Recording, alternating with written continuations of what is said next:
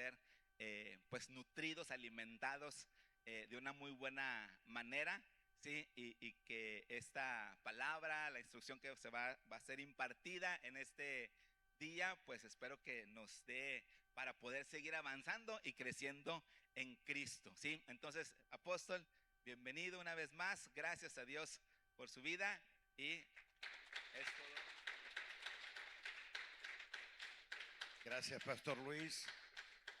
Buen día a todos. Estoy feliz de celebrar con ustedes 23 años, entiendo yo, del desarrollo de esta casa, de esta tarea, y muy complacido de unirme al trabajo de los pastores que han continuado esta dirección, y particularmente en esta etapa en que hay una palabra de gracia, de vida, de verdad en Cristo que nos afirma estas realidades espirituales.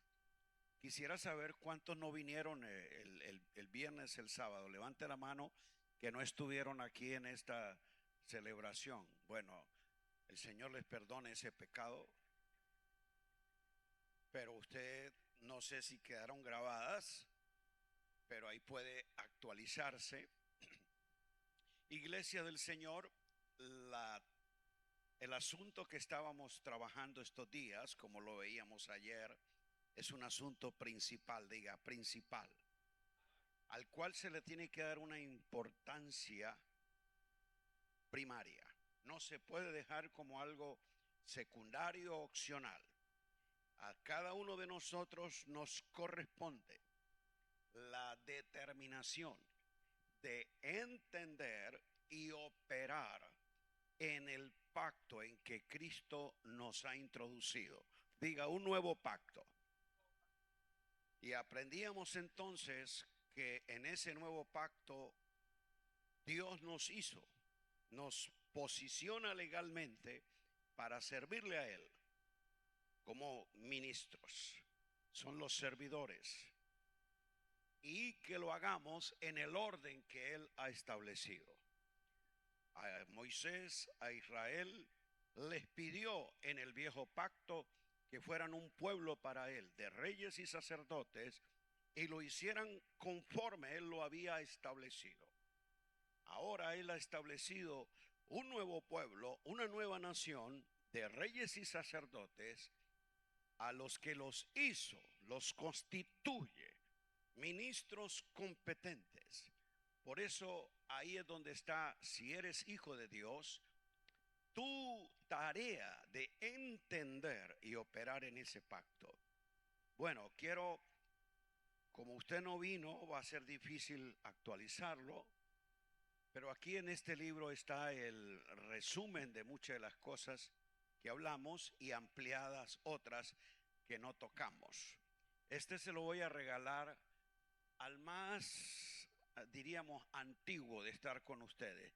¿Quién es la persona que ha estado con ustedes durante esos 23 años, que está aquí y ella dice, yo llegué aquí hace 20 años, estoy en esta casa hace 15? ¿Hay alguien? ¿Usted? ¿Y cómo no vino todos estos días si estaba aquí de primero? No debiera dárselo por no haber estado. Usted va a tener que reunirse con sus pastores y explicarles por qué fue que no vino. Porque si usted es una de las pioneras de esta casa, era la que tenía que estar aquí al frente, dando testimonio, ejemplo a la nueva generación de lo que es fidelidad al Señor y a la casa. Entonces te voy a dejar una tarea. Lo va a estudiar y lo va a tener que enseñar a alguno de los nuevos. ¿Ok? ¿Cómo te llamas? Angélica. Angélica. Oh, gracias, Angélica. Oh, gloria a Dios. Para aquellos que no llegaron, entonces allá hay unas copias que puede tener. Y este también es muy importante porque te da una comprensión panorámica de la realidad espiritual a la que tú has sido introducido. ¿Cuántos son nacidos de nuevo? Pues si usted es nacido de nuevo, ya tiene una realidad. Él te hizo nacer de nuevo para que pudieras entrar era lo que necesitaba ver? El reino de Dios. Entonces quiero que usted entienda la realidad del reino de su amado Hijo al que ha sido trasladado, y ahí se te otorga un ADN. Entonces tú puedes comprender la autoridad de ese reino, usted puede comprender la dinámica y desarrollo de ese reino que es eterno, y también comprender la naturaleza, la esencia de ese reino, que no consiste ni en comida ni en bebida, sino en justicia, paz y gozo del Espíritu Santo. Todas estas realidades espirituales están explicadas para que la pudiera comprender. Bueno, quería hablar otro asunto para la iglesia, pero como algunos faltaron, voy a ayudarte, Angélica, en un resumen. Hoy quiero que entendamos la gloria y la grandeza de este nuevo pacto, porque es importante que usted lo conozca. Vaya conmigo a la segunda carta del apóstol Pablo a los Corintios y vamos a ver 5 aspectos que Pablo señala a partir de esta realidad.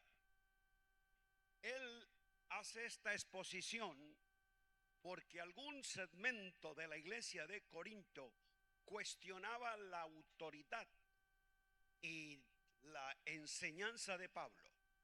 En esa comunidad habían celos, divisiones. Unos decían, no, yo quiero la doctrina de Apolos, a mí me gusta más la de Pedro. Otros decían, no, la de Pablo. Y otro grupo decía, no, yo me quedo con la doctrina de Cristo. Entonces había gente que cuestionaba a Pablo en su enseñanza. Y él, entonces, esta carta la escribe en conjunto con Apolos y con Silvano. Ellos tres oraron y Pablo escribe un planteamiento a la iglesia de Corinto, primero para traerle orden, para traer dirección a una iglesia desorientada, para traer unión y unidad a una iglesia dividida, y para traer claridad a la iglesia de lo que ellos eran. No eran ministerios en competencia, no eran apóstoles, cada quien con su doctrina, sino que ahí es donde viene el planteamiento de la carta. Y en el capítulo 3, él se vale de un contraste entre lo que fue el antiguo pacto, que habían sombras en esas comunidades judías del siglo I, que todavía añoraban los rudimentos, las prácticas, la necesidad de estar en el ritual levítico, porque el templo de Jerusalén todavía está en pie. Entonces ellos creían como válido y legítimo todavía el viejo pacto, su ceremonial, su sacerdocio. Y Pablo escribe para que ellos entiendan lo que Dios ha hecho en Cristo, y que después de la cruz Él inauguró, diga, un nuevo pueblo, un nuevo pacto, una nueva criatura, un nuevo hombre y una nueva creación, en la que opera un nuevo sacerdocio. Basado en estos contrastes, el apóstol Pablo entonces está diciéndonos que el nuevo pacto describe y expresa esta dispensación o administración de la economía de la gracia de Dios revelada en Cristo, que por su obra consumada en su muerte y resurrección, Cristo hizo algo. Primero, canceló, declaró nulo la vieja creación en Adán, que llevó el pecado como naturaleza en la vida de Adán, y que quitó el pecado y perdonó los pecados derivados de nuestra naturaleza, y que allí canceló entonces también el viejo pacto, lo dio por obsoleto, y ahora en su resurrección se inaugura un nuevo pacto confirmado por su sangre. Entonces, el apóstol Pablo en el capítulo 3 de Segunda de Corintios define en qué consiste la grandeza y la gloria de ese pacto. Primero, por la calidad de ministros que constituye. ¿En qué aspecto es grandioso y glorioso este pacto? Justamente porque sus ministros no son obtenidos por sucesión, como lo era en este pacto. Si moría el sacerdote, su hijo lo continuaba. Aquí dice, esto no es por sucesión. En este pacto, los ministros son por constitución, que fue Dios mismo, no por un asunto de familia o de tribu, sino por su sangre nos redimió y nos hizo, diga, nos hizo. ¿Qué nos hizo? Reyes y sacerdotes. Entonces, este nuevo pacto es grandioso y es glorioso porque estos ministros son constituidos por Dios y se derivan de un orden sacerdotal que Dios mismo por decreto real estableció en el Hijo. ¿Qué dijo al Hijo? Tú eres mi hijo para siempre. Siéntate a mi diestra. Y tú eres constituido sumo sacerdote para siempre, según el orden de... Entonces, mire, la constitución de estos ministros es porque hay la aprobación del sumo sacerdote. ¿Quién es el sumo sacerdote de este pacto? Cuando se dice sumo sacerdote, implica entonces que él es el principal. Y si hay un sacerdote principal, la deducción es que hay sacerdotes después de él. ¿Quiénes son esos sacerdotes o ministros que vienen después de Cristo? Solo hay 3 y están por este lado, me gusta. Diga, nosotros. La declaración que Pablo hace, que nos hizo, por eso lo pluraliza. Él no dice, me hizo. Pablo no se abroga que es el apóstol sacerdote único y exclusivo de esta casta divina dada en Cristo. Él dice, nos hizo. Está implicando que Apolos, Silvano y por implicación, todos los que surgen de esta obra de Cristo, ¿qué es lo que somos? Diga, ministros. Ahí lo dice, nos hizo ministros, servidores, sacerdotes de un nuevo pacto. Y deben ser ministros. ¿No escuché? Por eso él afirma eso. Competentes, no competitivos. Porque en Corinto hay competencia de gracia, de unciones, de enseñanzas, de estilos. Yo soy de Pablo, yo soy de Cefa, yo soy de Apolo, yo soy de Cristo. Entonces está diciendo, no. Aquí no es una cuestión de estar en competencia, a ver quién sabe, a ver quién tiene más unción y quién es el más iluminado. No, nos hizo. El sumo es Él. Todos los demás somos iguales en dignidad, en rango. ¿Creí que se iba a alegrar por eso? Diga, nos hizo. Note usted, Él por posición legal, ya en Cristo, nos establece.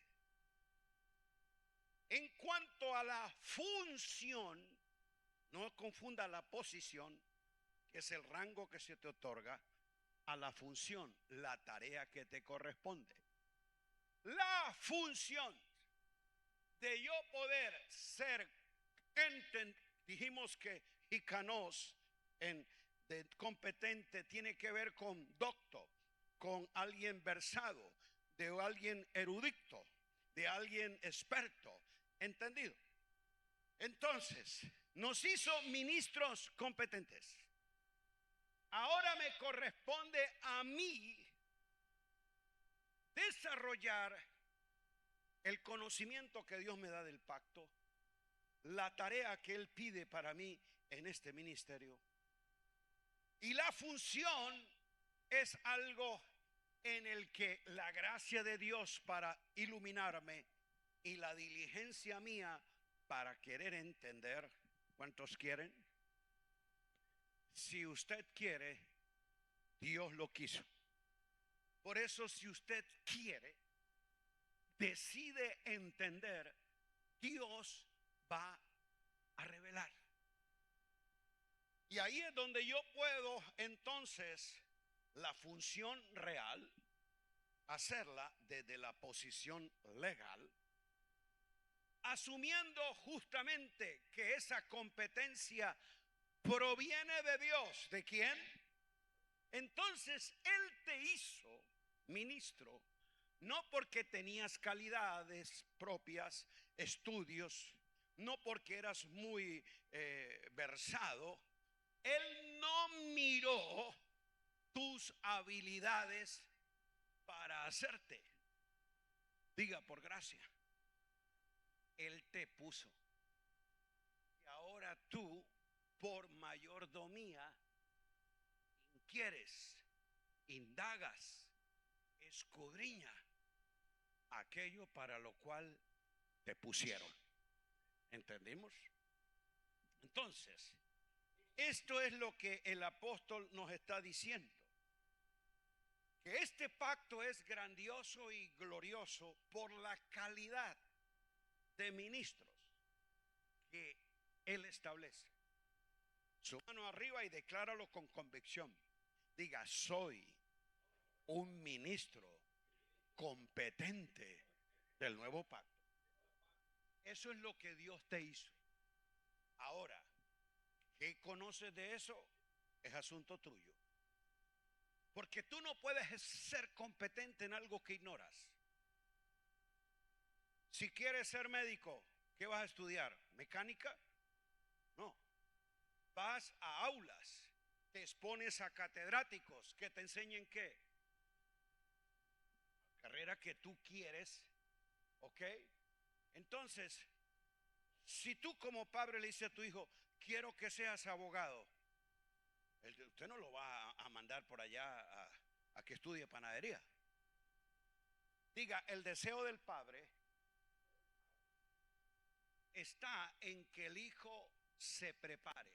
El padre nos hizo ministros competentes. ¿Lo creen?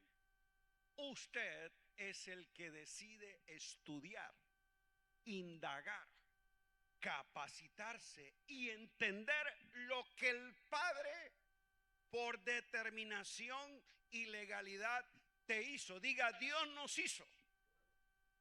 El problema es que muchos creyentes y ministros piensan que nuevo pacto es una nueva ola, una doctrina nueva en la iglesia, es una onda en la que yo no le entro. Usted no está entendiendo.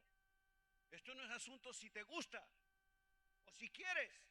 Él lo declara un punto principal y para eso te hizo. ¿Aló?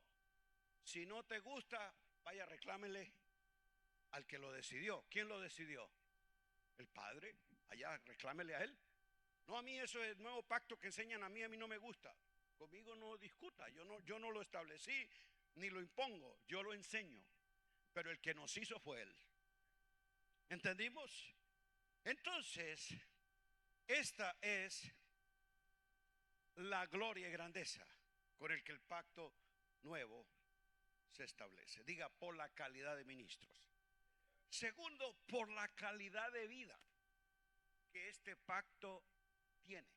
Por eso el versículo 7, estoy en 2 de Corintios 3, dice que Él nos hizo ministros del nuevo pacto, no de la letra, sino del espíritu.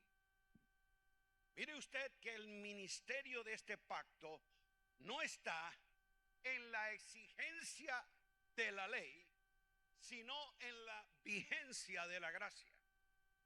Diga, del Espíritu. Por eso Pablo hace el contraste entre un pacto y el otro. Ahora, cuando dice no de la letra, que la letra mata, algunos piensan que no, por eso es que eso estudiar en la universidad, entrar a Rema University y ser teólogo, eso no es porque la letra mata. Usted está usando mal el versículo. Eso no es lo que quiere decir que de la academia, que la preparación mata. No. La letra mata se está refiriendo es a la letra de la ley. Por eso lea el capítulo. Está contrastando lo que este pacto viejo tenía, lo que este pacto nuevo establece. ¿Qué era lo que establecía el viejo pacto? Diga, la letra de la ley. Ahora yo le pregunto, ¿por qué la letra mata? ¿Era que era mala la ley? ¿Era injusta? No, Pablo dice que la ley era buena, que la ley era santa y que la ley era justa, porque la dio Dios. ¿En dónde estaba la deficiencia de este pacto? En que era una letra escrita en tablas de forma externa y el pueblo la leía para saber la santidad de Dios y la responsabilidad del hombre. Cuando el hombre se pone frente a ese estándar que Dios le dice, no aquello, no lo otro, haz esto, obedece, el hombre no puede cumplirla. Pero no porque Dios sea alguien arbitrario, no. Porque la letra te da a ti lo que Dios exige, pero no la capacidad para llevarla a cabo. Diga, porque está afuera. Es una letra en tablas. ¿Por qué en este pacto lo que Dios me pide, si puedo hacerlo? Porque no es de la letra afuera, sino la letra del Espíritu escrita en mi mente y mi corazón. Diga, fuerza interna que el Espíritu produce para poder obedecer lo que Dios me pide. Porque aquí no depende de mi capacidad, de mi disposición, sino del Dios de gracia que produce en mí el querer como el hacer por su buena voluntad. Esto no podía producir la letra de la ley. Te decía qué era lo que debías hacer, pero no te daba la capacidad para hacerlo. Diga, era externa. Entonces yo he comparado la letra de la ley, y se refiere a toda la ley que Dios dio a Israel, la ley moral, la ley ceremonial y la ley civil. Son 613 mandamientos que Dios le mandó a Israel que debían obedecer, con un agravante. Dios dijo, usted puede obedecerlos todos, pero si infringe uno, ¿qué decía esa letra? Se hace acreedor, culpable de todas. Imagínate. Entonces, yo he dicho que esa letra de la ley es como un termómetro. El termómetro te dice la temperatura, el clima. Solo te dice cuál es el clima, cuál es la temperatura, pero no cambia el ambiente. O usted dice, no, voy a poner aquí el termómetro a 10 grados para que haya frío en Monterrey. ¿Usted puede hacer eso? No puede. Entonces, esa es la ley. Te dice el clima, te dice la temperatura, pero no cambia el ambiente. ¿Me hago entender? Si lleva su pequeño al médico, tiene fiebre, ¿qué es lo primero que hace el médico? El termómetro. Para medir la temperatura. Pero poniendo el termómetro dice, ya está sano. No lo sana. Le está diciendo es cuál es el síntoma del por qué esa temperatura y luego hacer el tratamiento. Entonces, nadie va al médico y decir, quiero que me cure de este problema, póngame el termómetro. ¿Me estoy haciendo entender? Tal vez no lo entiende, se lo va a poner más fácil. Suponga que usted quiere trabajar con su sobrepeso. No lo estoy diciendo por usted, sonría que Cristo te ama. Y se sube a la báscula y le dice 280 libras. ¿Usted baja de peso por subirse a la báscula? La báscula te dice cuál es tu peso, pero no te cambia la figura. Entonces ese es el problema de la ley, de la letra de la ley. Te dice el diagnóstico, pero no te da el poder. La ley te dice cuál es el pecado que has infringido. No harás esto, no harás. La ley te dice en qué fallaste, pero no te da la capacidad de superar, de vencer el pecado, porque es una ley externa. Por eso, aunque usted quiera, como lo dijo Pablo en capítulo 7, yo con mi mente quiero, deseo cumplir la ley de Dios. He tratado, me he esforzado. ¿Y qué dice él? Miserable de mí, no puedo, porque hay otra ley en mi carne, en mis miembros, que no me deja. Ese es el problema de este pacto. No puedes. El Señor dice, como tú no puedes, voy a arreglarte el problema. Voy a enviar a mi hijo, va a ser nacido bajo la ley y será un varón que la cumplirá toda. Y él va a llevar a la cruz el elemento que no permites que tú me obedezcas, tu naturaleza pecaminosa, que de forma innata peca, se revela. Entonces, la naturaleza pecaminosa, que es la fábrica de los pecados, ¿qué es lo que produce acciones de pecado? Diga, la naturaleza pecaminosa. Por eso usted no es pecador porque peca. Usted peca es porque es pecador, por naturaleza.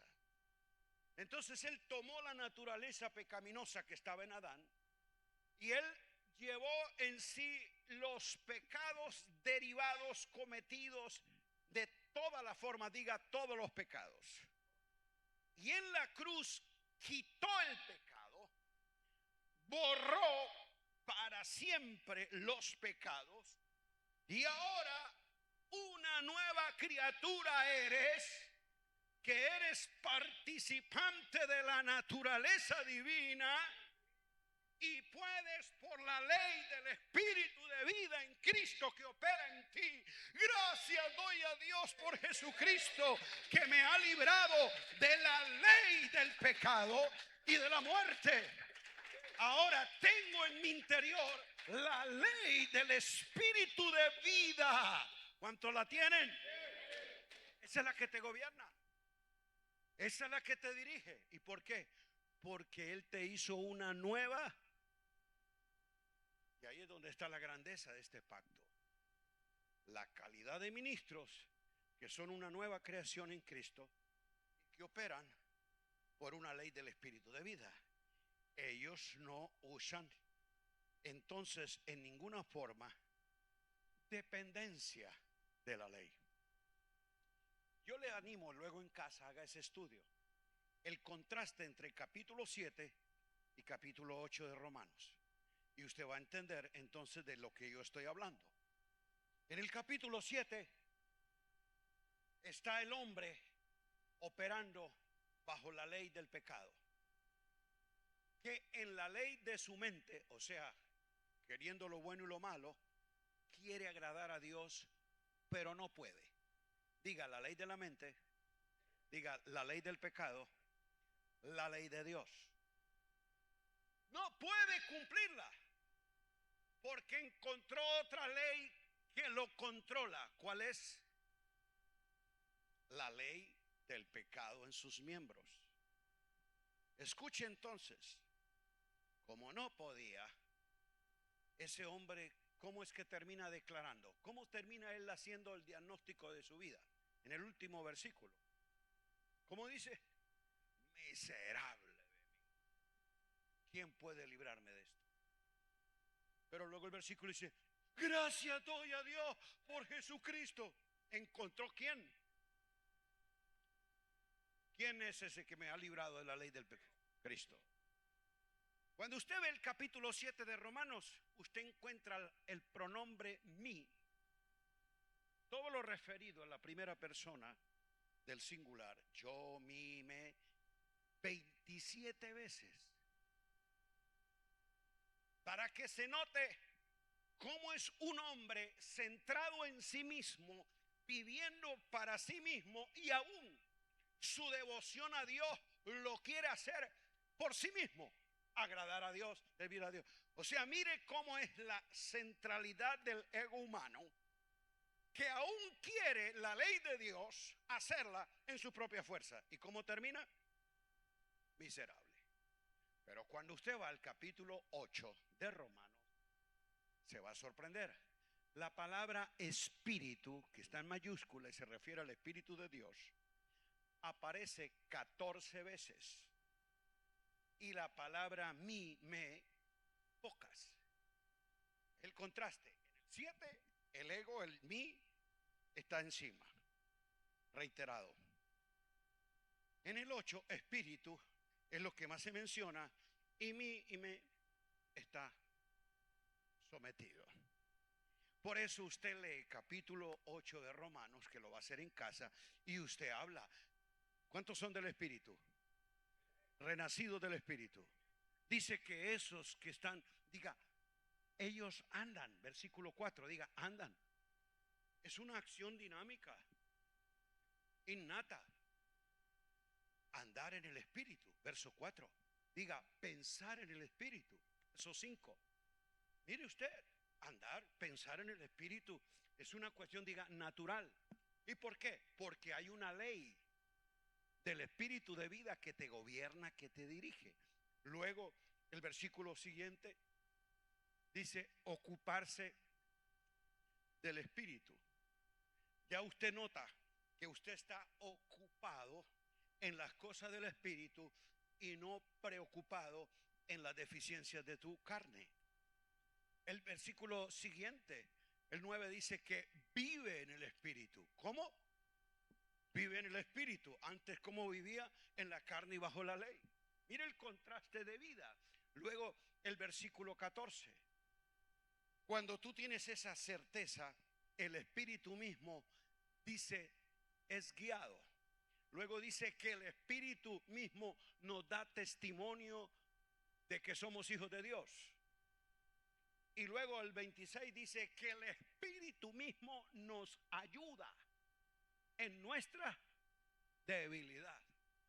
Aquí no podíamos.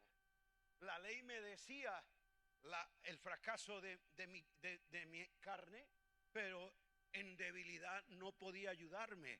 Aquí sí, en la debilidad tuya, el Espíritu te ayuda. Porque esa ley, que es una fuerza ahí interna por la que tú andas, por la que tú te ocupas, por la que tú operas, diga ley. Es una ley de vida, no es una motivación para la vida. Y ese es el problema. Algunos quieren tener una vida cristiana victoriosa porque vengo a buscar una palabra de Dios hoy que me motive. No, usted no necesita una palabra de motivación, porque ella va a alegrar tus oídos, va a afirmar tu ego. Tú puedes, eres el campeón, tú vas a tenerlo todo, solo créalo y serás victorioso. O sea, claro, al ego le gusta que le digan todas esas cosas, pero aquí es que la ley de vida mató el viejo hombre y creó uno nuevo. Aleluya. Entonces aquí tú no necesitas motivación. Usted no necesita algo externo que te ayude a andar. Aquí tú tienes iluminación, inspiración del Espíritu en tu interior, que no importa las circunstancias y la condición puede pasar lo que pase, a usted nada te roba el gozo, la paz que Dios te ha dado en el Espíritu. ¿Entendimos?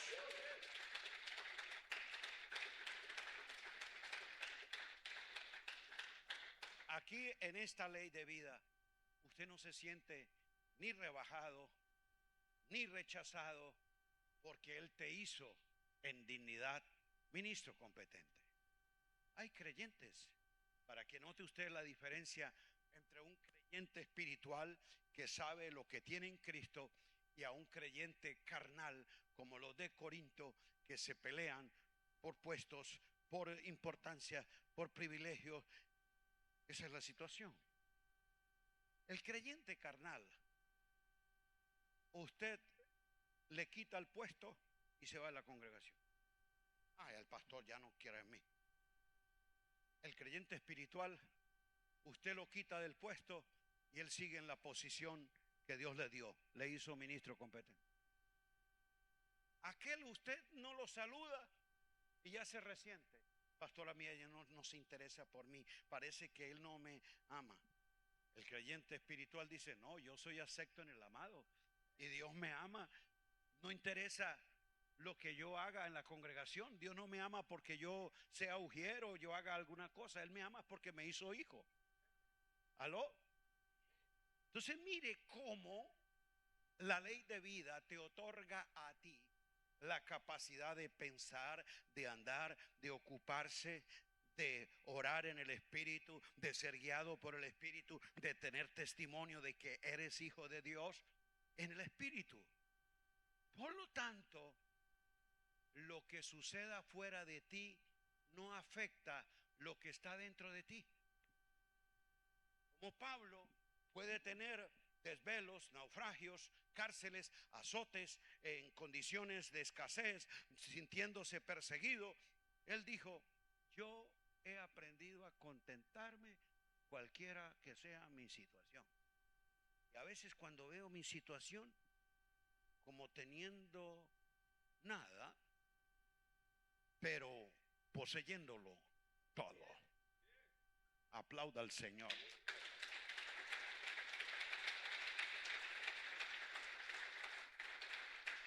Entonces, para cerrar este punto, una de las cosas que yo he visto en algunos por no entender qué es la letra de la ley y la ley del Espíritu, al decir que la letra mata, entonces descalifican lo que es la preparación, el estudio, el entender, la academia.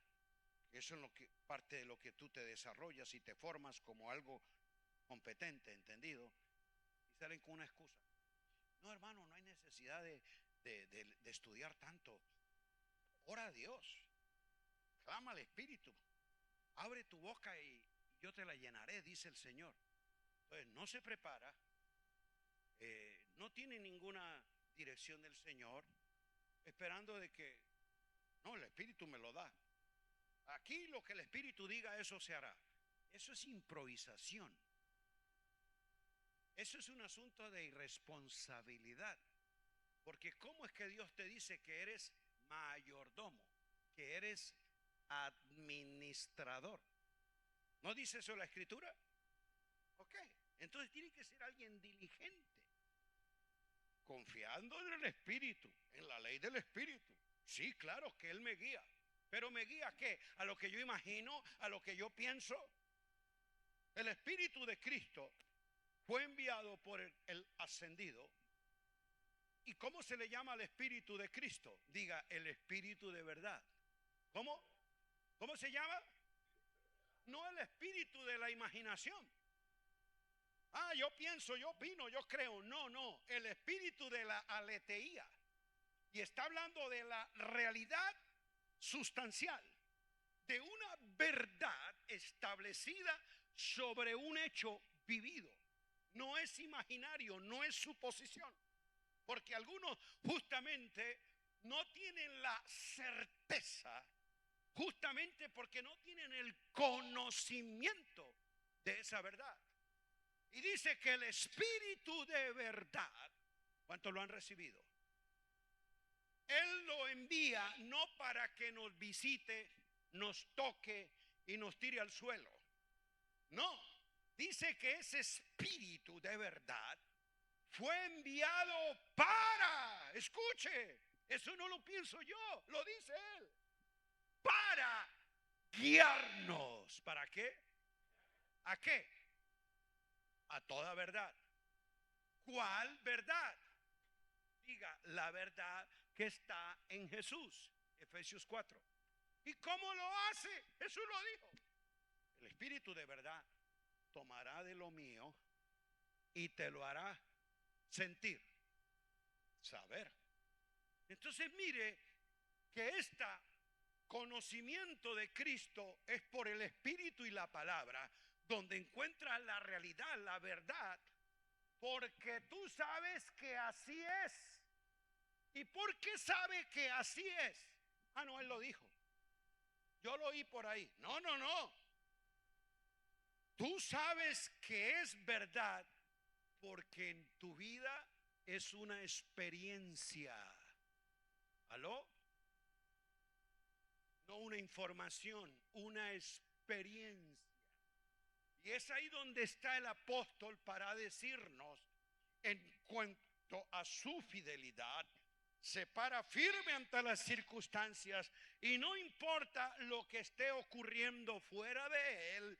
Cuando le hablan de peligro, de dificultades y de que lo que ha de suceder en el trayecto de su vida, él dice, a mí no me preocupa. Hizo esta declaración, porque yo sé en quién he creído y es poderoso para guardar mi depósito. ¿Cuál es el depósito? Diga, las inescrutables riquezas, los tesoros de la sabiduría, la vida de Dios que está en ti. Ese depósito es vida eterna. Por eso ante esos asuntos externos, tú echas mano de la vida eterna. ¿Y en quién está la vida eterna? No dije en dónde, sino en quién. Diga, en Cristo. Porque el que tiene al Hijo tiene la vida eterna. Entonces ese depósito es Cristo viviendo en ti con todos sus tesoros, las riquezas de su gracia, las riquezas de su gloria, que el Espíritu toma y te lo hace para que tú te pares ante cualquier circunstancia y diga, yo sé en quién he creído. Entonces, por ese espíritu es que nosotros podemos conocer las cosas que Dios nos ha concedido. Léalo ahí, en la primera carta a los Corintios. Por favor, colóqueme ese texto. Capítulo 2, creo que es el verso 12.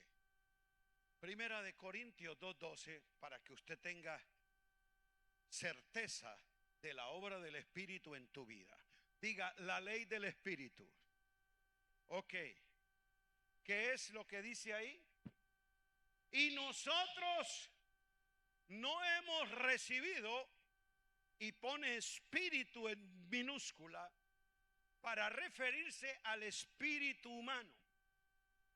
Pero cuando habla espíritu del mundo, no está hablando de un demonio, de un ente, de una potestad territorial. La palabra espíritu ahí tiene que ver con la razón de ser. Este mundo tiene un espíritu donde sus ideologías, sus costumbres, sus formas de vivir establecen un espíritu. La palabra ahí es aión, que se refiere a algo prevaleciente en un tiempo o época. Por eso pudiéramos hablar del espíritu del mundo posmoderno. No es un demonio con un traje nuevo, no.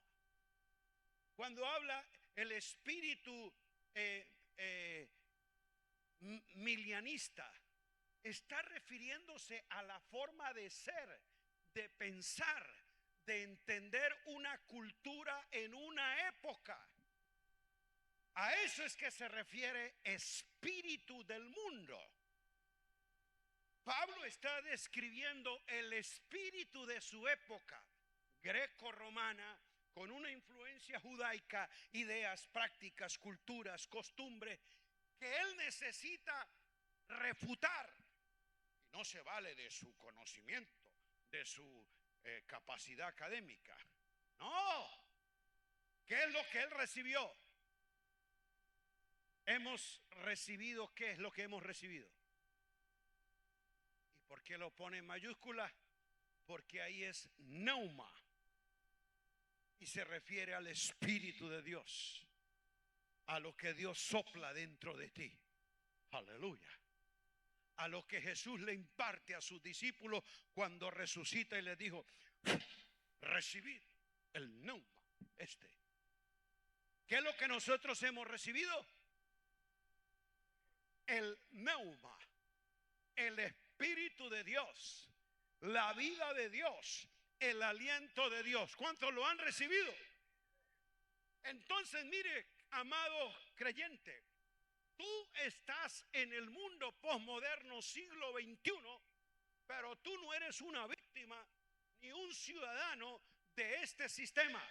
Por lo tanto, tu manera de pensar, de vivir, de definir matrimonio, de decidir y definir lo que es familia, lo que es sexualidad, no es lo que el espíritu de este mundo habla, dice, muestra, promueve. No, tú no has recibido este espíritu. Tú has recibido el espíritu que proviene de Dios. ¿Para qué? ¿Para qué lo recibiste? Siento la gloria, siento el fuego, siento... No, ¿para qué qué? Esto no es misticismo ni emocionalismo. Oh, aleluya, cayó el espíritu. No, el espíritu no vino para alegrarte un ratito. Él vino para guiarte a toda verdad. Para que sepamos. ¿Para qué? Sepamos que Biblia, doctrina de X o Y concilio. ¿Para qué vino el Espíritu? Para que sepamos lo que Dios nos ha concedido. ¿Qué es lo que Dios nos ha concedido? Diga, al Hijo, y en el Hijo todas las cosas. ¿Cuántas? Todas las cosas que pertenecen a la vida y a la piedad.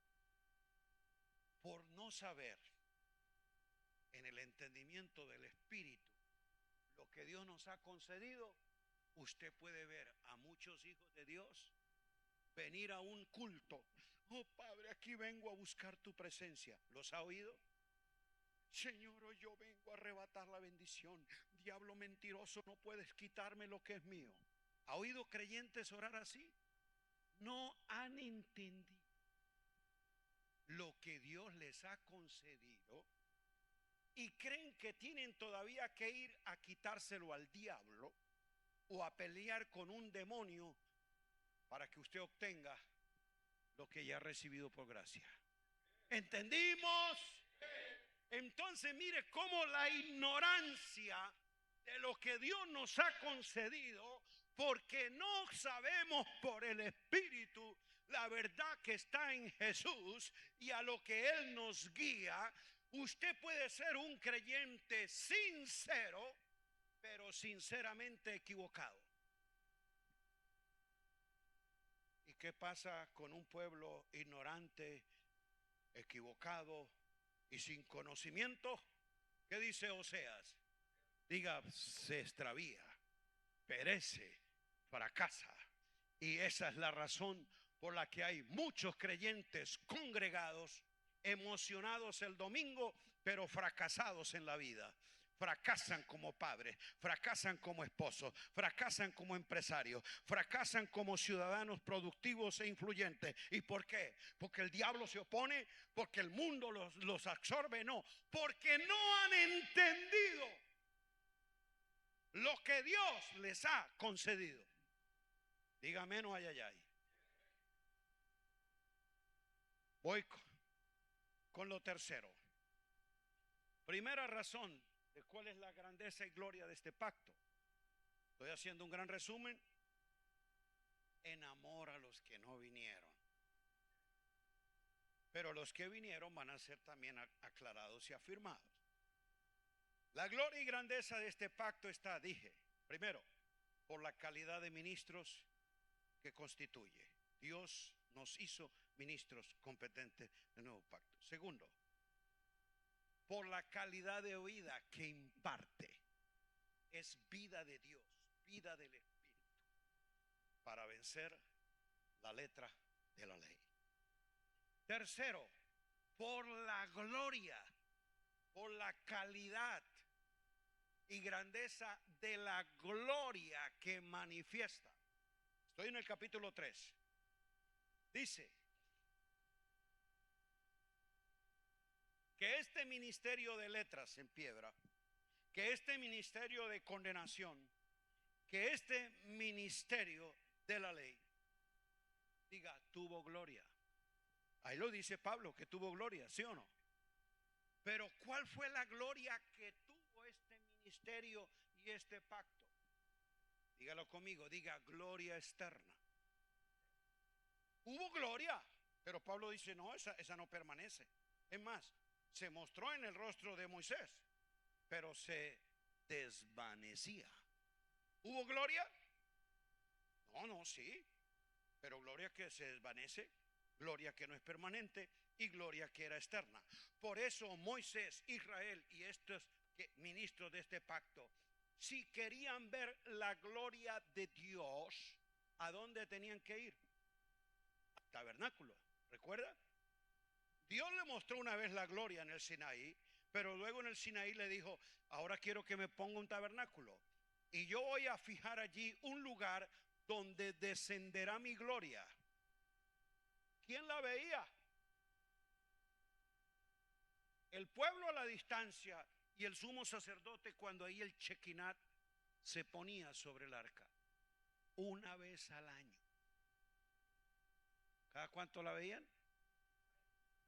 Era una gloria externa que bajaba a un lugar y no era permanente. Esa es la gloria de este pacto. Diga, tuvo gloria. Imagínate que hay creyentes que por no conocer la gloria de este pacto están pidiendo ¿cuál? La gloria del Sinaí desciende sobre mí. ¿Cuál están pidiendo? La gloria del Sinaí. Señor, llévame a tus atrios, al lugar santo. Quiero ver tu gloria. ¿Quieren la gloria del tabernáculo? Usted no entiende. La gloria de este pacto no es algo que baja y ves fuera de ti. Es alguien que vino y habita dentro de ti. Diga, Cristo en nosotros, esperanza de gloria. ¿Cuál es la gloria de este pacto? No es algo, es alguien. ¿Quién es la gloria de este pacto? ¿Listo? ¿Cambia? ¿Se va y se viene? ¿Lo tiene que buscar? No, habita en ti. La gloria permanece. Porque es, ¿cuántos lo creen? Por eso el creyente que no entiende esto todavía está buscando la gloria, queriendo verla. Oh, vi una nube que se movía. Oh, cuando yo entré a este lugar sentí la gloria, porque yo vi como un fuego allá en esa esquina. Eso es misticismo. Porque en este pacto en el que tú estás, Dios no te va a mostrar su gloria en algo externo. Se la revela en el Cristo impartido. Aleluya. Yo creí que se iba a alegrar.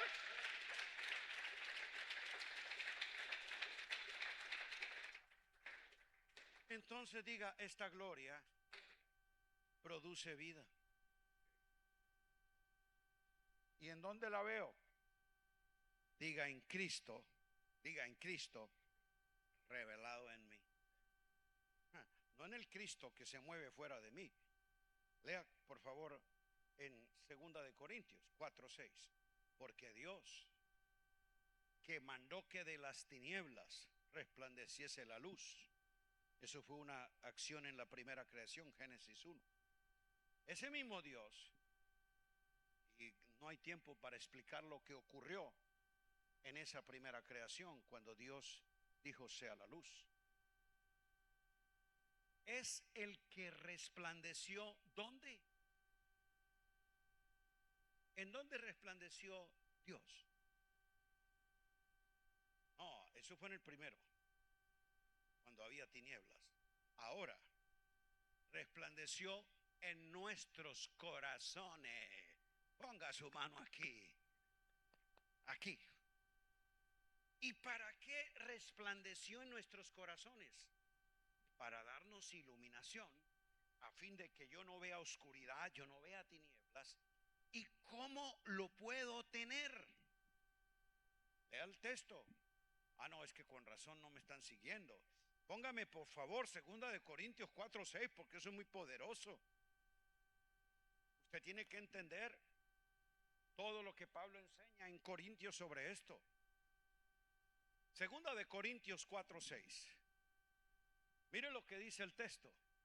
Diga, Dios mandó que de las tinieblas resplandeciese la luz. Génesis 1:1, ¿no?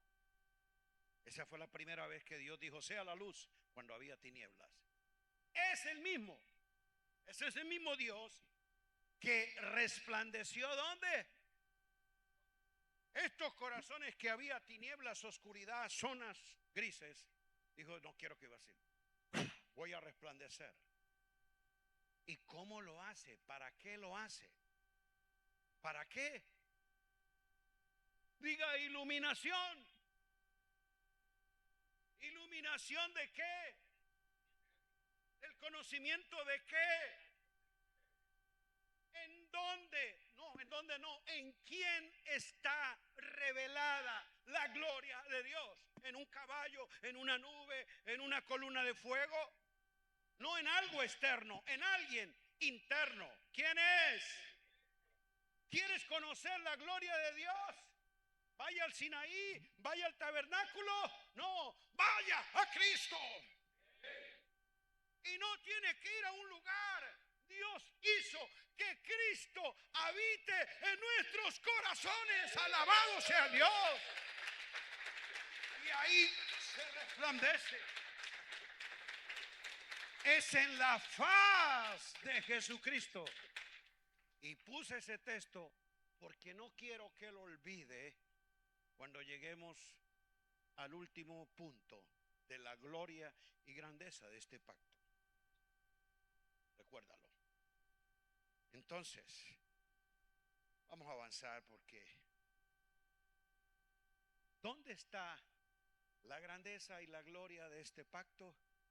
Pablo lo enseña, versículos 12 al 16, diga, por la franqueza, diga, por la franqueza, por la integridad y por la claridad con que se presenta. Y pone un contraste de la apariencia de Moisés y de lo que es la transparencia en Cristo. ¿Cuál era?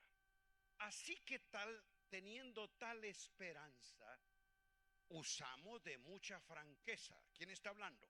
Pablo, Apolos y Silvano a la iglesia de Corintio. Por eso lo pone en plural. Usamos. Nosotros como ministros competentes al enseñar este pacto, al ministrar en este pacto, no vamos con hipocresías. Porque nosotros no tenemos como Moisés que ponernos un velo. ¿Para qué se ponía el velo? Porque la gloria ya se había ido. Entonces él quería seguir diciéndole al pueblo, soy el hombre de Dios que me ha puesto para guiarle. La gloria vino sobre mí, soy el ungido. Y la autoridad de la gloria de Dios sobre mi vida. Entonces el pueblo miraba y dice, no, pero ya no hay ninguna gloria, ya no resplandece el rostro. ¿Qué usaba Moisés? Porque él dice, usamos de mucha franqueza y no como Moisés, que ponía un velo en su rostro. Porque justamente eso es lo que hace la ley. Hipocresía religiosa. Que por apariencia tú quieres impresionar a otros que tiene lo que ya se ha ido. Ay, ay, ay. Pero el que es ministro competente de este pacto lo presenta con franqueza, con claridad y con integridad. Él no tiene que aparentar. Aquí está el megapóstol, el ungido, el hombre de la revelación. Yo no tengo que impresionarlo a usted, ni demostrarle a usted quién soy, ni qué sé, ni qué tengo. Yo tengo que llevarlos a que conozcan a Cristo. Por eso dice, no nos predicamos a nosotros mismos.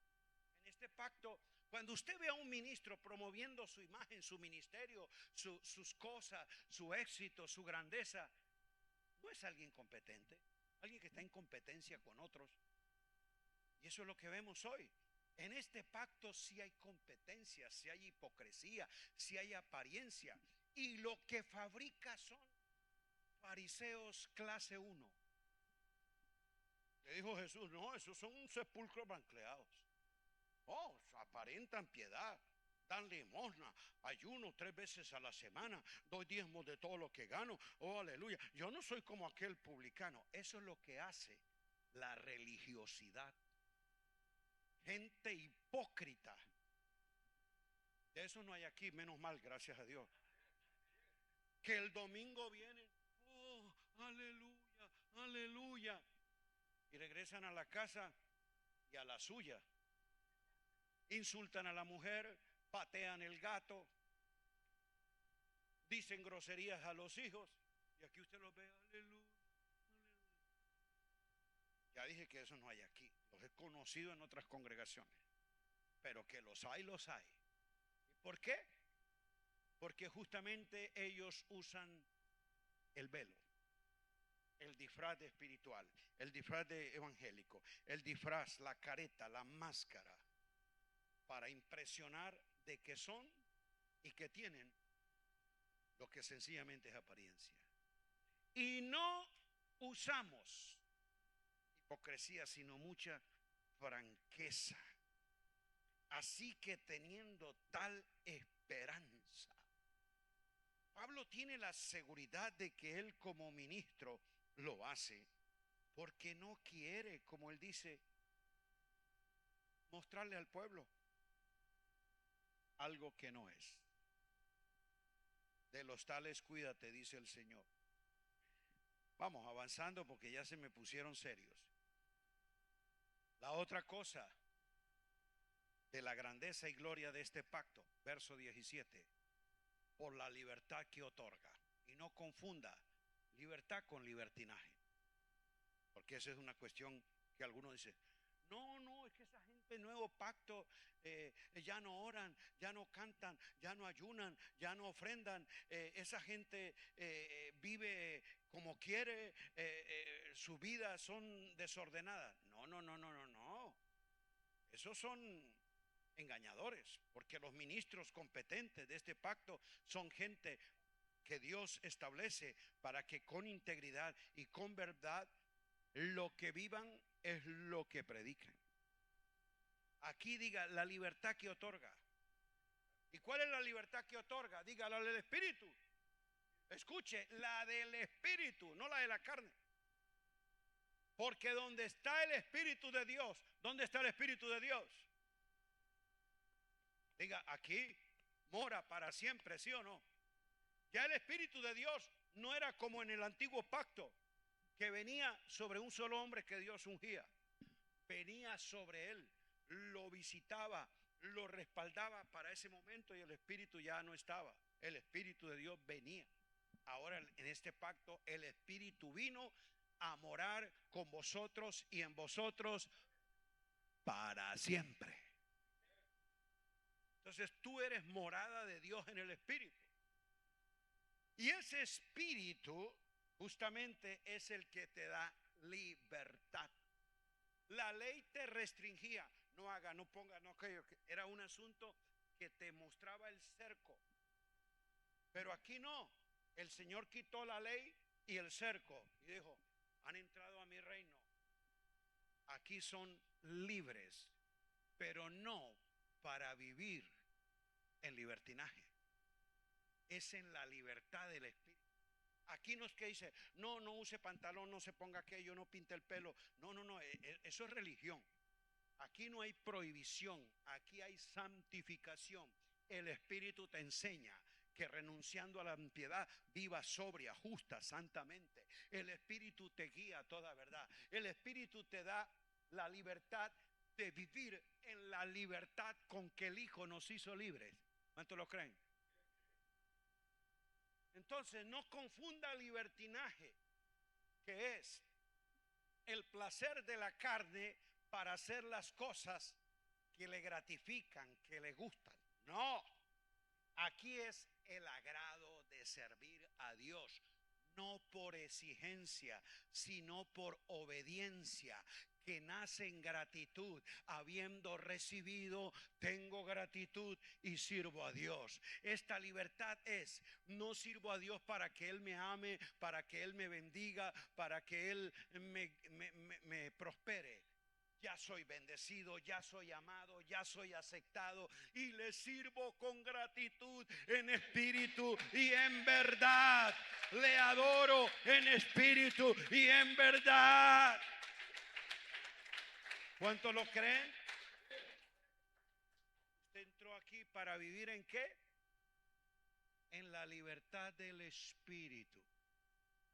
Por no entenderlo, mucha de esta gente viene a pedir liberación de un espíritu.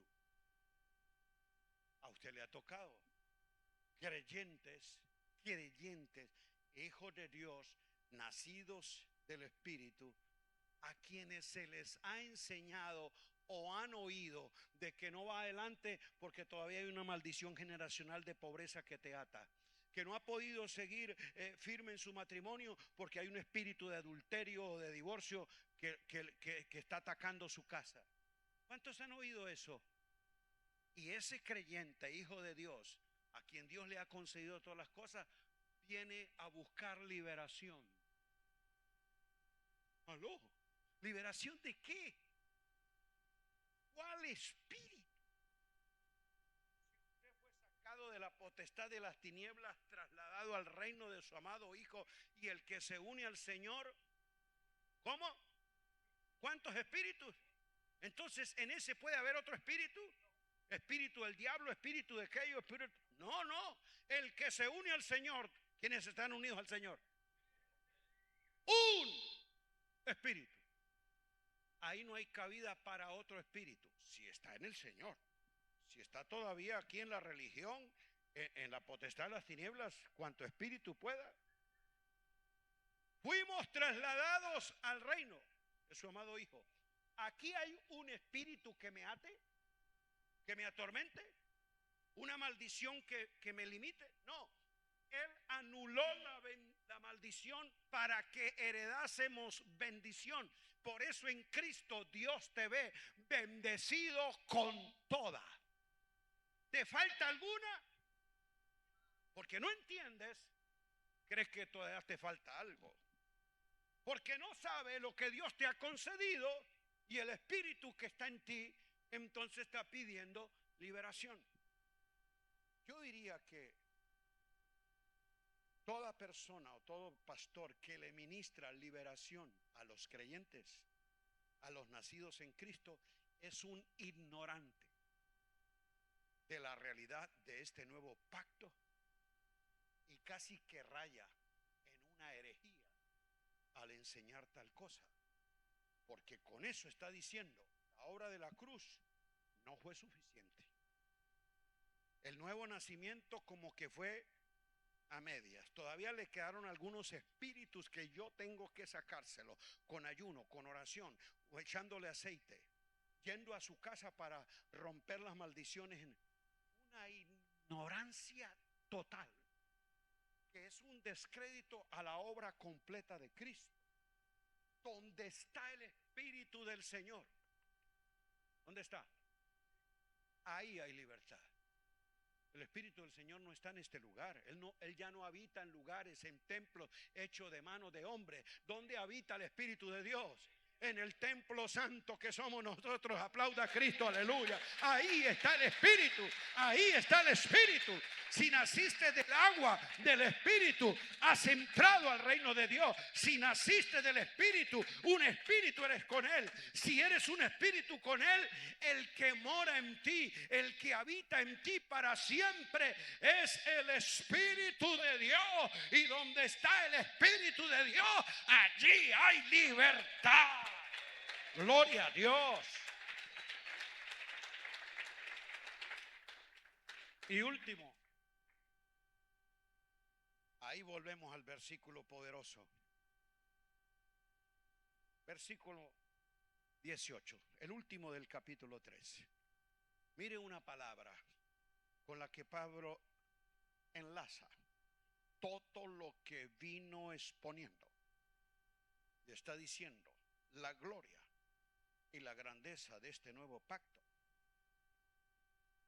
está en la calidad de ministros que constituye, en la calidad de vida que otorga, en la calidad de la gloria que imparte, en la calidad de la libertad que otorga, pero también en la transformación que produce. ¿Qué dice el texto? Tal vez usted no le da importancia a ese por tanto, pero cuando usted está siguiendo toda la narrativa del capítulo 3, ahí es donde usted siente como que, wow. Por tanto, en razón a todo lo anteriormente dicho, basado en todo lo que antes les expuse, esta es la realidad. Me gusta, vamos a hacerle una breve exégesis al texto. Diga nosotros. Nosotros. Diga no yo. Este pacto mata el egoísmo, el individualismo, el culto al ego y a la personalidad, porque este pacto es incluyente, no es exclusivo para un ungido como lo era en este pacto. ¿Quién era el ungido que tenía la gloria? ¿Quién era? Moisés. No, en este pacto era Moisés. En este pacto, ¿quién es? Diga todos. Si es todos, su mano arriba, diga yo estoy incluido. Y Dios no me miró qué apellido tenía, qué país o familia nací, cuál es mi capacidad académica. Él no miró nada de eso. Él me miró en Cristo y me dijo, te doy mi vida, te doy mi gracia, te doy mi reino, te doy mi espíritu, te doy mi gloria. Aplauda a Él. Aleluya. Nosotros todos. Aquí cambia el mí, yo, me, por, diga nosotros. Diga nosotros. Todos. ¿Qué es lo que todos debemos y necesitamos experimentar? Una transformación, pero solo se da, diga, por un proceso. ¿Por un qué? Aquí es donde viene. Proceso que inicia en el Dios que elige y lo produce, y en el creyente que recibe y lo desarrolla. Nosotros todos mirando. Y aquí es donde quiero llamar la atención a ese verbo. La palabra ahí es otomai, mirando. ¿De dónde viene óptica? Octomai. Óptica ya nos lleva a un estudio de la vista, ¿sí o no? donde se nos exige en un examen tener un enfoque definido en un punto específico para ver con claridad. ¿Qué es lo que Dios nos pide? Diga, una acción y decisión de la voluntad. ¿Por qué? Porque una cosa es ver y otra cosa es mirar. Explicado, ver es una facultad del órgano. ¿Cuántos tienen ojos? Usted ya tiene una facultad, una capacidad natural. ¿De cuál? De ver. Sencillamente lo que estás haciendo ahora aquí.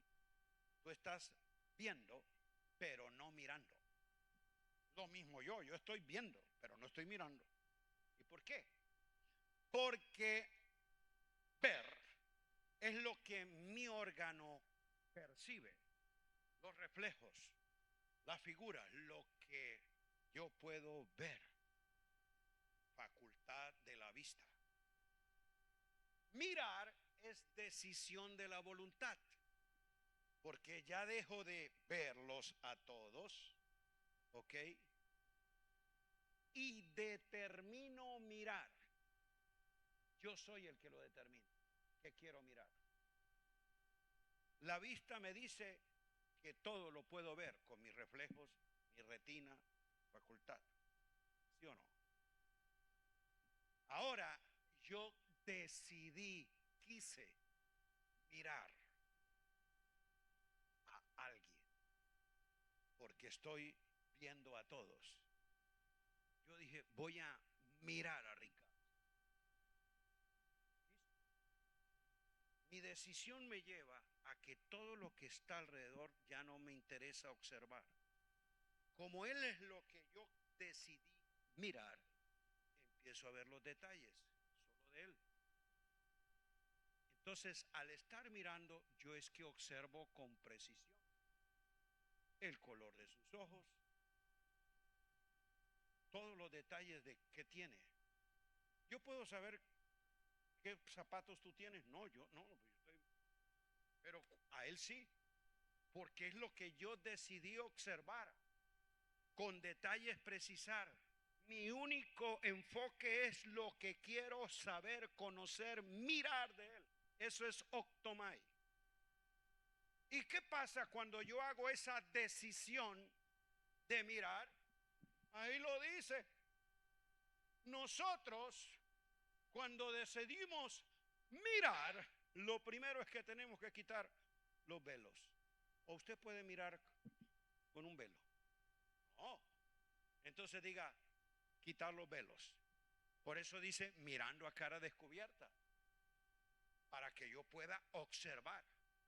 El problema con nosotros es que la religión nos enseña a ser expertos en disfraces, a fabricar las caretas que queremos mostrar.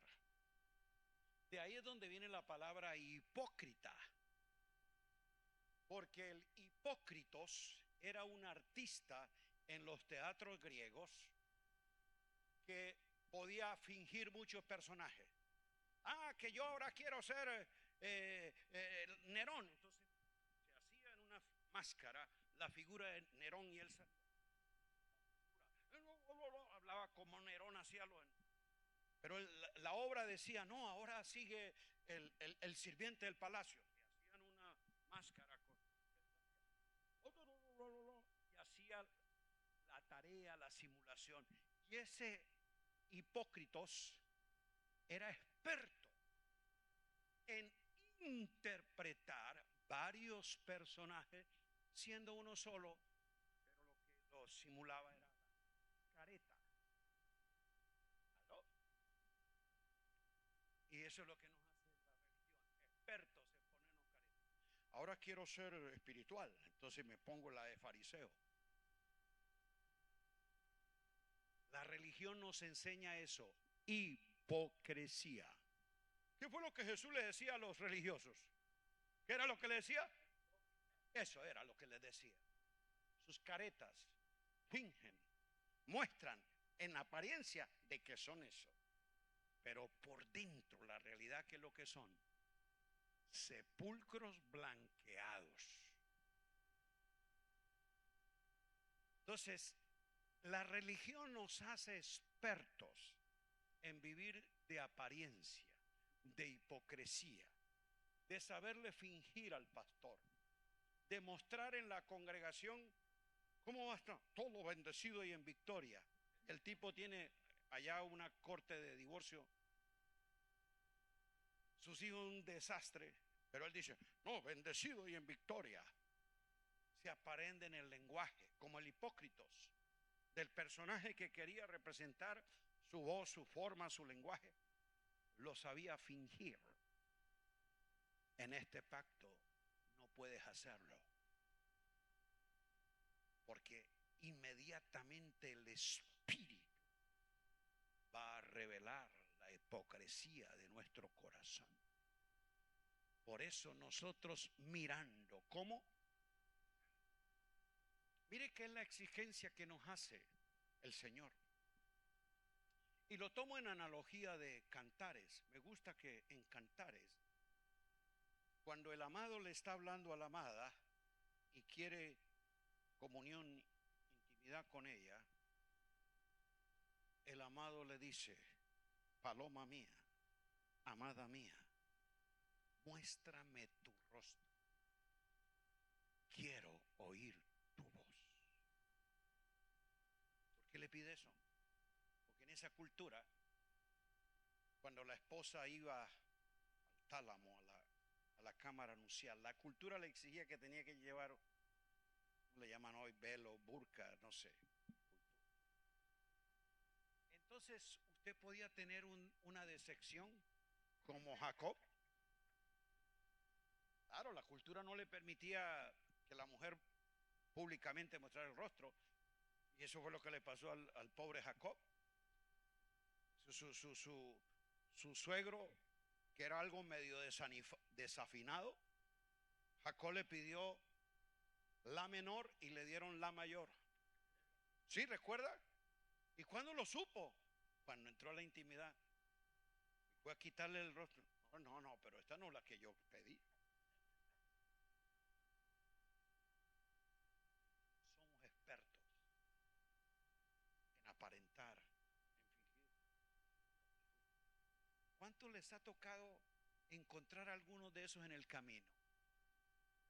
Usted ve la decepción que uno tiene cuando dice, wow, pero allá en el púlpito era tremendo ungido. Hablaba de ética, de reino, hablaba de gracia, hablaba de nuevo pacto. Wow, ese hombre del púlpito me impresionó, pero cuando lo empecé a tratar, cuando se quitó su careta, yo vi su hipocresía y cómo duele, ¿no? Sonríe, que todo alguito tenemos de fariseo adentro. ¿Sí o no? Yo creo que todavía algo de eso el Señor tiene todavía que matar. Muéstrame tu rostro, no tu careta, no tu máscara, no lo que finges, tu rostro, tu realidad, de tu esencia de ser. Y quiero oír tu voz, no tu lamento, no tu murmullo, tu voz que sale de tu corazón. Nosotros todos a cara descubierta. Cuando sin velo, yo veo al amado, al que decidí mirar, ¿qué es lo que veo? La gloria del Señor.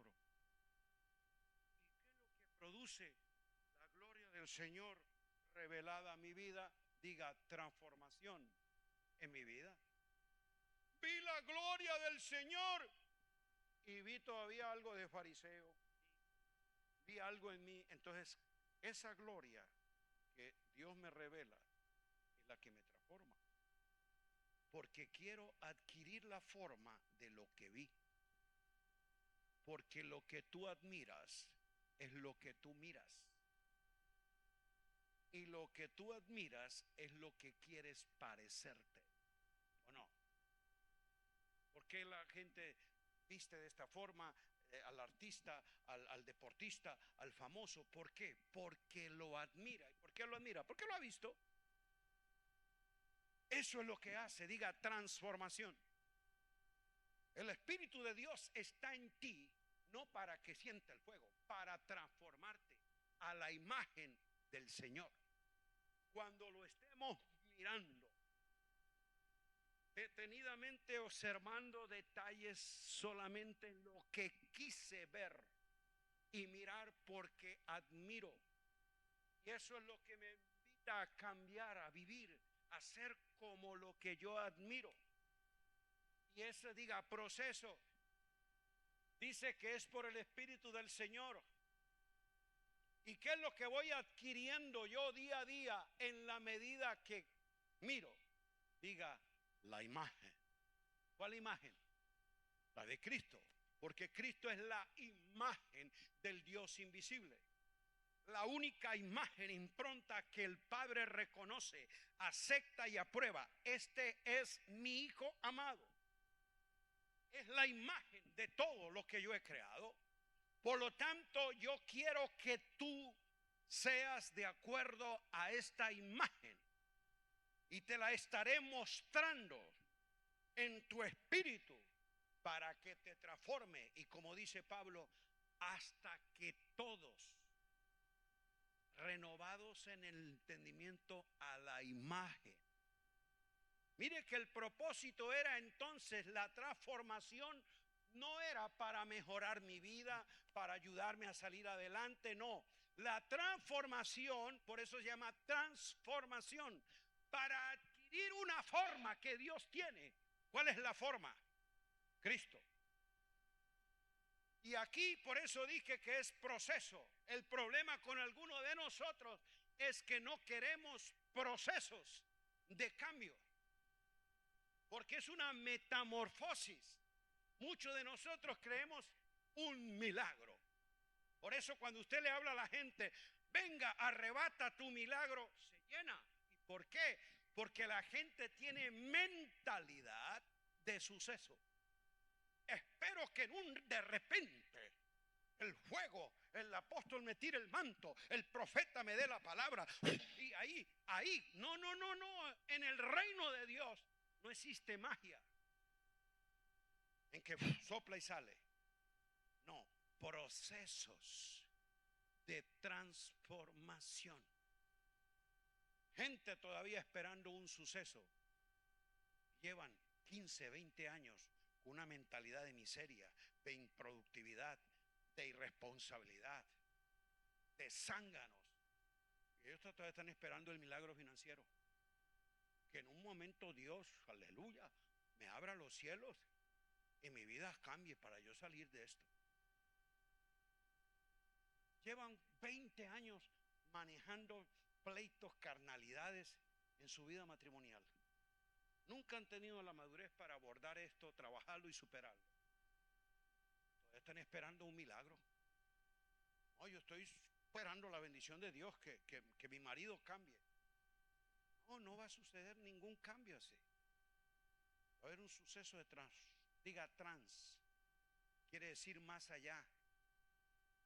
Diga forma, esquema, estado, condición, morfo y acción. ¿Cómo se da el cambio? Diga, por la acción que tomo de ir más allá de la forma que tengo ahora. Tú y yo hoy tenemos una forma, un estado en el que el Señor nos ve. Escuche, Él nos ve ya completos y perfectos en Cristo a la raíz de lo que es su proyecto final. Pero hoy estamos en un proceso de transformación, ¿sí o no? ¿Qué es lo que hace el Señor? Te revela la imagen. El Espíritu te lleva a que te quite la máscara y lo mires. Cuando eso te marca, entonces hay una expresión de gloria. Porque ¿quién es la gloria? Diga Cristo. En la faz de la gloria de Jesucristo veo la gloria de Dios revelada en en Cristo, y eso en mí me reta, me lleva a ir más allá de la forma que tengo. Wow, ahí hay esto que tengo que superar. Entonces Él me pone acá. Por eso es de gloria en gloria. Aquí yo desarrollo mi experiencia con el Señor, la intimidad pero como dije, proceso, metamorfosis. Entonces nuevamente el Espíritu, por la palabra, por la impartición, por la comunión, cualquier forma Él usa, me revela la gloria de Cristo. Wow, y eso me saca de la condición y forma que hoy tengo.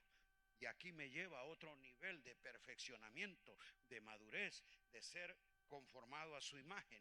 Todavía me faltan ahí unas piecitas que no están ajustadas, no están de acuerdo a la forma. Él le da, me las revela en Cristo, y eso me lleva a otro nivel de gloria.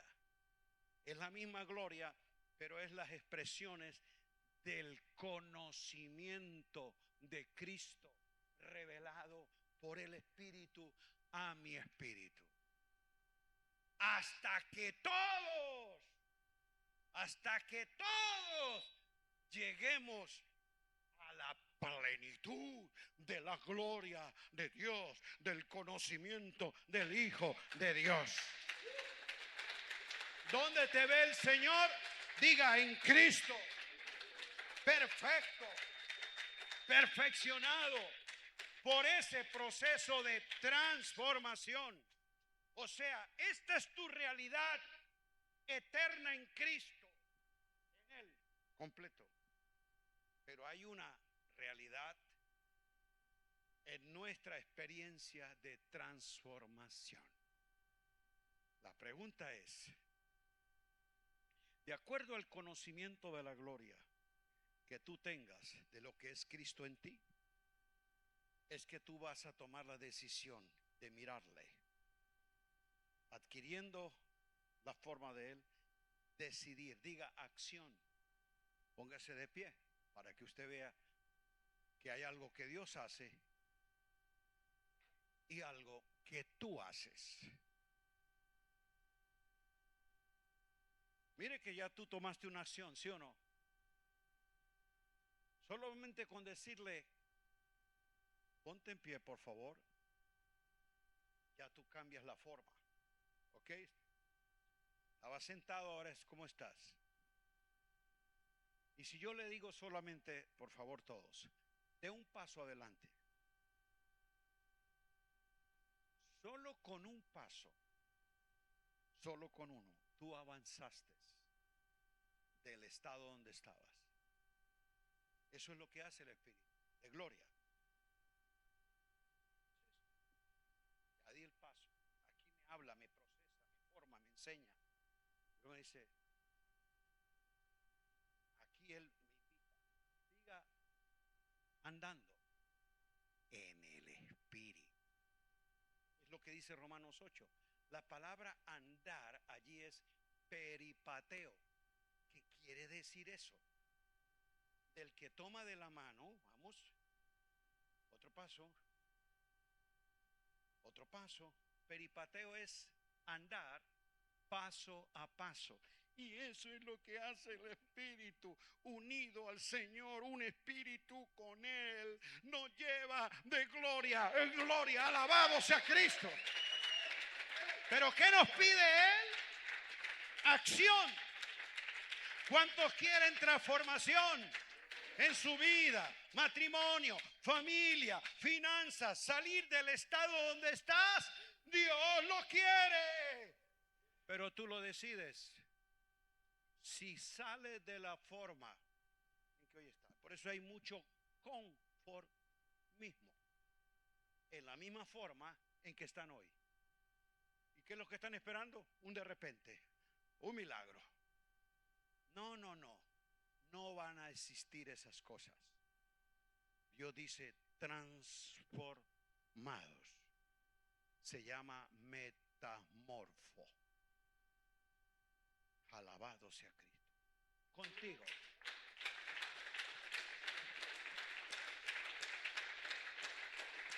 Diga: nosotros todos.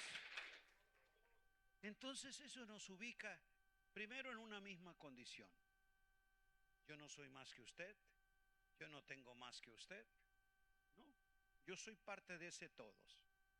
Lo que sí quiero es día a día ir avanzando, creciendo en el conocimiento, en la transformación del Señor en mi vida. Yo sí lo quiero. Que alguien me enseñe, me instruye, me perfecciona. Mira, hay este punto que tienes que pulir, hay esta área que tienes que mejorar. Porque es que uno tiene zonas oscuras. A veces uno no se ve sus defectos, ¿no? ¿Cuántos saben o han manejado auto? Ustedes tienen que el espejo retrovisor tiene zonas oscuras. Hay un área que no te lo muestra aunque tú lo mires. ¿Sabía eso? Entonces así nos pasa a nosotros. Que en vez de ser gente enfocada, de estar mirando al Señor.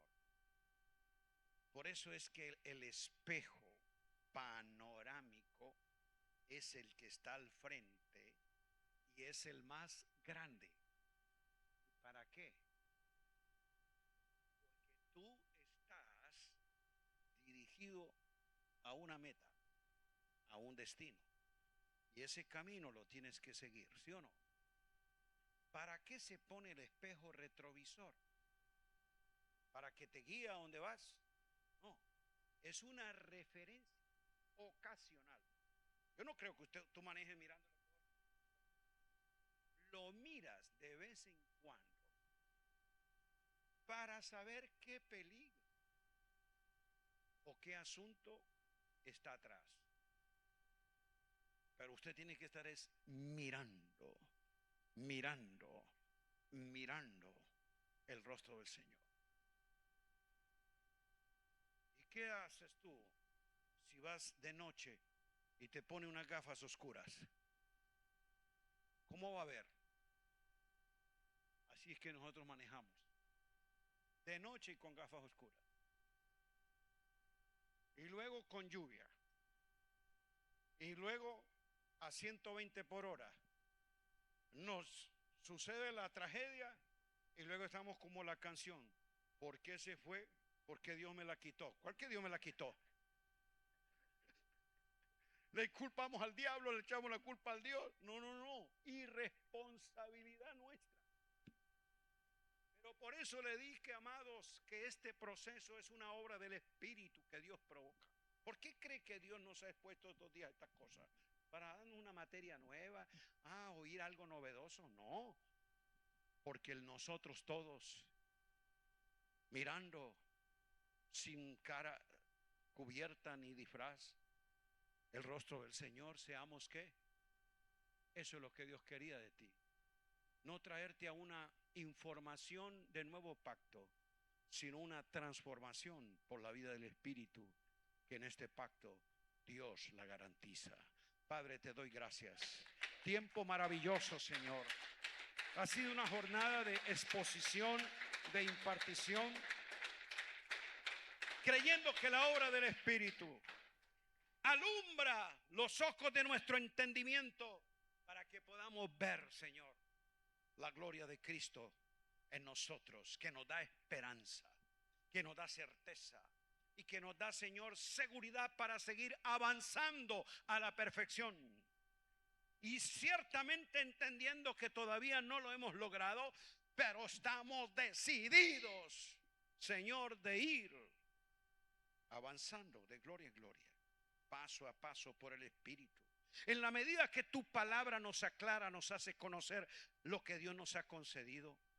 Que tu palabra nos lleva al conocimiento de la imagen del Hijo, que es la que el Padre quiere formar y reproducir en nosotros para que Cristo sea expresado, sea manifestado, sea glorificado por medio de su iglesia, que es su cuerpo, la plenitud de aquel que lo llena todo en todo. A él sea la gloria. Oro, Señor, que por esta nueva etapa en esta casa ministerial Ruego, Padre, mayor sabiduría, mayor precisión, mayor entendimiento al pastor Luis, la pastora Brisa, Señor, y todo el equipo ministerial.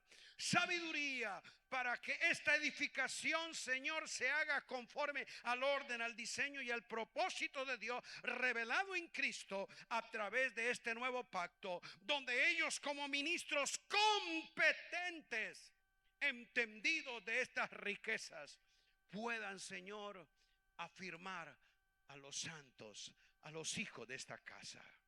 Señor, que sea año de avance, de crecimiento en la realidad espiritual.